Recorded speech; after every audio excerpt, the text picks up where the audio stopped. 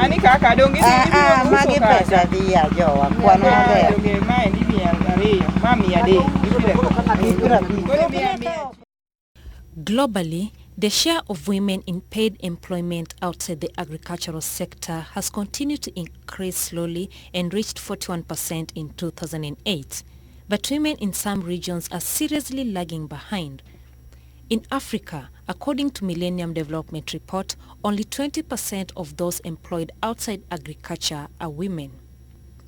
Without access to products of production and reproduction, which facilitates the channeling of funds and foods that build the day-to-day living of one on ARVs, many souls remain unsettled.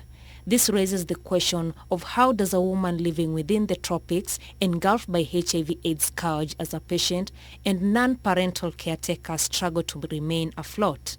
How has a one-time fishing community adopted land farming? This is Jen's story in the New Dawn series.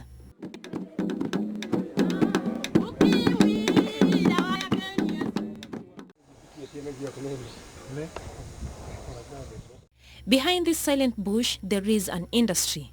These workers are flamboyantly showing off their wares. They remind us from time to time that hard work with proper planning pays. This is one of the many successful projects under the management of Moro community. On the side, Jen has borrowed the bee's philosophy of work smart rather than work hard. She surprises us with a well-kept vegetable garden. What is a secret? I would say that I have benefited from being a member of Moro Group because I have not only acquired agricultural skills but also found new ways of relating it to my healthy living. Farming is something that was not passed on to me by my parents because they were basically fisher folks. In starting off, I borrowed some money from the group's saving and loaning scheme, which saw me through my first phase. I began with groundnuts, and for the first time I was a small employer in my village as I had to work with a team to prepare the piece of land. I am lucky that the season has been kind to my farming. I foresee bumper harvest for sale and eating with my family. Any surplus I get, I purchase household items and nice things for my grandchild. I love him so much. Jane is living proof that age is just but a number. She has organized her life to cushion her from the harsh economic times during her positive living. As the debate on human rights for people living with HIV/AIDS on the right to life rages, many times it's missed out on how best can self-empowerment fast-track its actualization. It is clear that without the immediate basic need, food, then weak and demoralized individuals will be adding up to the statistics of those skipping drug-taking days, doctors' appointments, and equally those sheltering the resistance of the virus to ARVs. How much has Jane invested in farming? These are not ordinary goats. They are reared for their milk. I am a direct beneficiary of its sweet and healthy milk. I had ailments around my chest after taking the goat's milk miraculously, and I believe it healed me.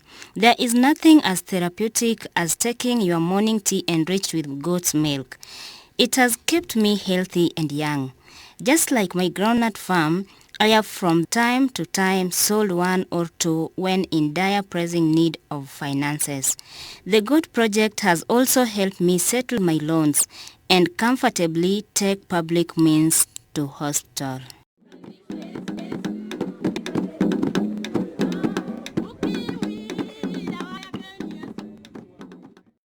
To increase economic and nutritional status of people living with HIV and AIDS and their families, ADS has focused on building the capacities of people living with HIV and AIDS through their support groups. In terms of trainings, which include sustainable agriculture training, entrepreneurship training, as well as village saving and loaning concepts. Following up on the trainings, individuals and support groups have engaged in various economic activities, including beekeeping, goat rearing, and village saving and loaning activities, which have improved their economic status. Currently, over 250 groups are involved in different activities. Cleverly hitting on poverty, Jane reminds us once more that disempowerment is a contributor to hindrance of access to treatment sites and inadequate access to quantity and quality nutrition. In the rural areas where health facilities offering ART are scattered without smart moves, Jane may not get transport to facilitate frequent movement to replenish ART stock and for other necessary reviews. It has also been medically noted that proper nutrition helps to strengthen the immune system, manage opportunistic infections, and optimizes response to medical treatment.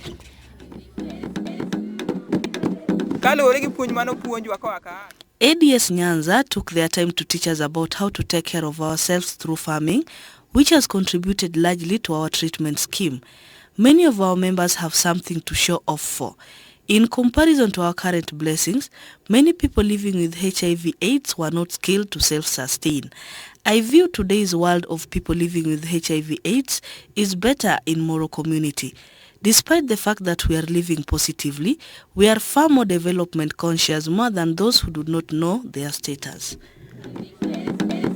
As ADS Nyanza and its partner Christian Aid continue to roll out in a bigger way through snowballing, many success stories are prophesied to be in the making.